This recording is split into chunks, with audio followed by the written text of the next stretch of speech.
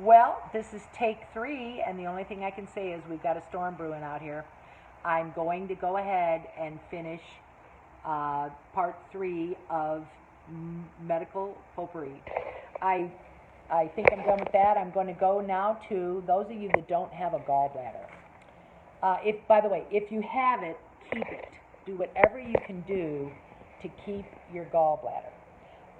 The reason I say that is my Dr. Streeter said even if it only works 10%, keep it. Now, you can do gallbladder flushes.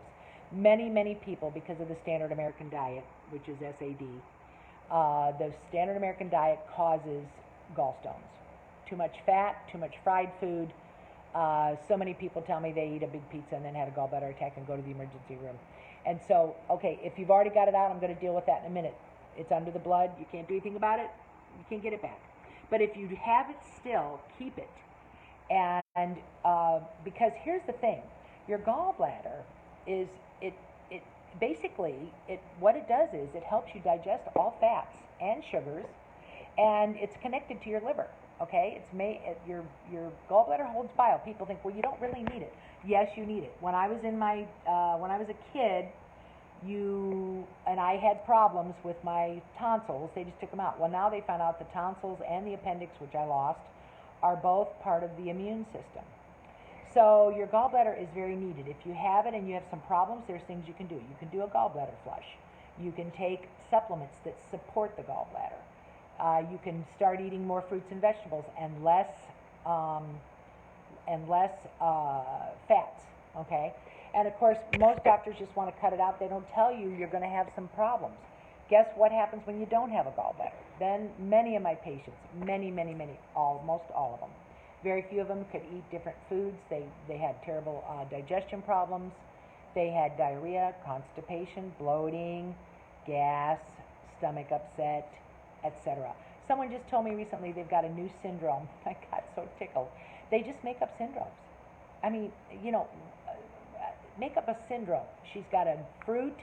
She cannot absorb fruit, so she has a fruit absorbing problem with her stomach.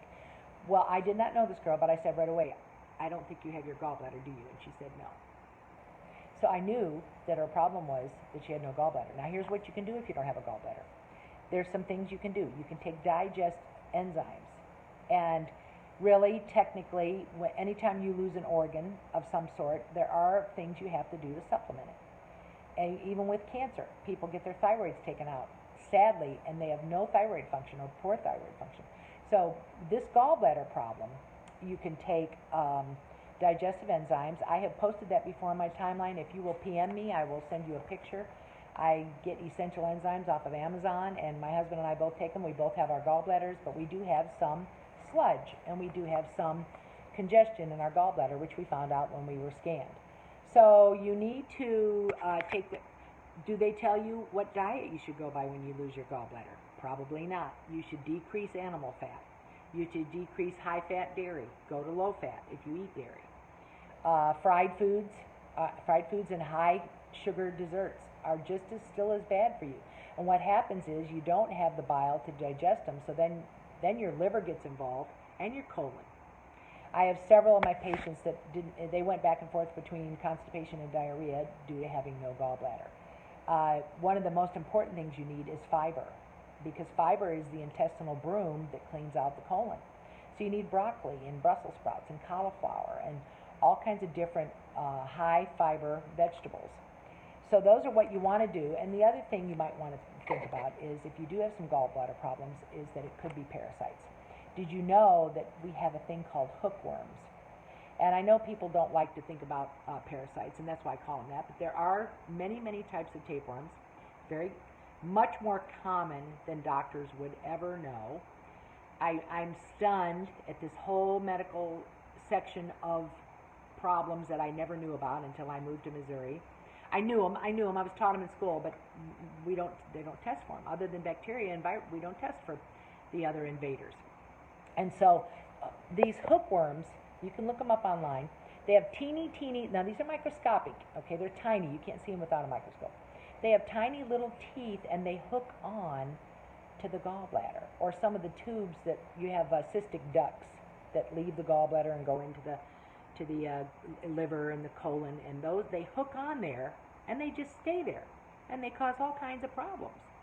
And people think, well, I'm having problems with my pancreas now. Well, yes, because your pancreas, your gallbladder, your liver, your colon, they're all connected, folks. You are one person, total being. And when we start cutting things out, your body will not work like God intended it to. You want a doctor who's going to treat the total picture. You want a caregiver who's going to look at the whole body. Yes, we do need specialists, but not as much as we think we do. The old-time doctors from years ago, way back in the early 1900s, the doctors who made rounds, they came to your house. They used home remedies, and they did some great things. So you must, if you don't have a gallbladder, you've got to take some digest aids, because fats need more chemical interaction in order to be changed into energy. Carbohydrates and proteins are broken down a little bit easier, but fats take more.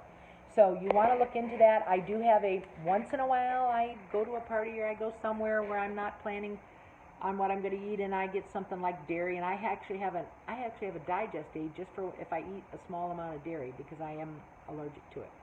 And, you know, it's so sad. People go around, their stomachs are bloated, they've got indigestion. And by the way, all the medications that they put you on, as in Zantac, which now has been taken off the shelves because it causes cancer, there are so many, Prilosec, Prevacid, all these drugs, they're now finding out are causing memory loss, cancer, because the studies they didn't do thorough studies. And I just saw you can sue anybody who's been on Zantac for any number of years, can sue and get some kind of a settlement because it causes cancer. So it'd be better to go get some digest enzymes, clean up your diet, and feel better. That would be the best thing to do. I put down a little bit about parasites, and I'm praying that I don't get any more clouds and I don't get any more cutoffs, but I want to read you the list of symptoms. I want you to think about that it could be parasites, because that's an area we're not talking about in America. The signs and symptoms, and you don't have to have them all, but you can have several of them. Dark circles around the eyes are definitely one symptom. Chronic stomach issues, bloating, gas, and diarrhea or constipation. My poor husband, we've joked about having a tapeworm for so many years. My poor husband has one. And because he could just eat, and he was never satisfied. And we laughed about it, but we never thought about, could he really have one? And of course, he was on the ground in Southeast Asia. He was in Korea. He's taken missions trips. We're at risk. Dogs, if you have dogs, we're all at risk for parasites, much more so than you realize. And so I told him, I said, honey, we let that chronic stomach problem go 20 years. Now, how did we cure it? We took enzymes and we watched our diet, and that's why we had quality of life. But it could have been a lot better. So I'm hoping that we can help you. Acne, anemia, the parasites will eat your protein. Anemia, heartburn, PMS, bad breath, itching, pale skin, chronic fatigue, food intolerance, sinus congestion, shortness of breath, edema. I had shortness of breath, parasites in my lungs. Edema, blood in the stools, ringing of ears, itchy, puffy eyes, palpitations, vertigo, grinding teeth, weight loss, weight gain, can't lose weight, weight loss resistant, insomnia, depression, chronic dehydration. Some people drink water and the parasites they're eating and drinking it all. Swollen lymph nodes, sugar cravings, very severe sugar cravings, daily itching, aches, and pains. Now in kids, you've got a few other different things. Children also have circles around their eyes. Hyperactivity can be a symptom of a parasite. Underweight or failure to thrive. Grinding teeth or clenching teeth at night. Picking the nose, scratching the bottom. A kid who eats dirt. Wets the bed. Restless at night. Pulls his hair. Chronic cough. Seizures can off many times. Kids will go to the ER and they've had a seizure, and the doctor will say, well, he doesn't have epilepsy. They'll give him a brain test, and maybe he doesn't have epilepsy, but he's got some kind of seizure disorder, and they give him seizure medicine. Don't find out what's really going on. Headaches, sensitive to light, eyelid twitching, blinking, any bleeding. By the way, bleeding of gums, nose, or rectum can be a sign of parasites. Interestingly enough, I have a friend at home whose son was 10. He's been having migraines and vomiting. A 10-year-old with migraines, anybody with migraines are suspicious. We don't take care of them. We just say, oh, it's just a migraine. But why are you having migraines? You know, we just want to give something a label, fibromyalgia. We just give it a label and say, take this drug. Instead of finding out, well, could there be a root problem? So my friend who was 10-year-old son had migraines, took to the local doctor. He said he'll grow out of it, gave him D3 and sent him home. She found a doctor in another state who tested urine, saliva, fingernails, hair. Sent it to this other state, cost $200 because she couldn't find a biomeridian scan, and came back full of worms, full of parasites. And kids are very high risk. We know they can get pinworms, hookworms. By the way, there's many, many, many types of worms and parasites and amoebas. I had an amoeba which comes from well water in my eye. Had no idea. My eye doctor checked my eyes and he goes, your eyes are fine. But he had no way to know that I had an amoeba in my eye until I got a biomeridian scan. And so, solutions. Find out what parasites you could have, or what viruses are invaders. Remember, there's 5 invaders, yay 6. Radiation. Are you sitting in front of a computer hours every day being exposed to radiation with no protection? That's a 6th invader. If you don't know what I'm talking about, go back to my last video from 2 weeks ago and look at what the 5 invaders are.